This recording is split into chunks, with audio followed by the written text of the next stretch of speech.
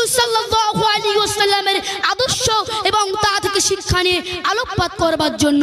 যে নবী সম্পর্কে স্যার আইজাক নিউটনকে জিজ্ঞাসা করা হয়েছিল যে স্যার तमाम পৃথিবীর বুকে মহামানব মহানেতা হিসেবে আপনি কাকে নির্বাচন করিবেন, তখন তিনি মাইকের সামনে এসে বলেছিলেন হযরত মুহাম্মদ সাল্লাল্লাহু আলাইহি ওয়াসাল্লাম is the prophet and leader. তার আদর্শের কাছে সারা পৃথিবীর মানুষ মাথা নত করতে বাধ্য।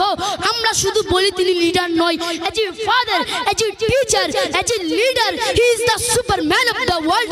তিনি পিতা হিসেবে অতুলনীয়, শিক্ষক হিসেবে অদ্বিতীয়, লিডার হিসেবে সর্বসেরা। তিনি আপন আদর্শ দ্বারা সারা বিশ্বকে জয় করেছিলেন। সুপরিস্থিতি আজ থেকে 1450 বছর পূর্বে আরব দেশের মক্কা নগরীতে জন্মগ্রহণ করেছিলেন রাসূল সাল্লাল্লাহু আলাইহি ওয়াসাল্লাম।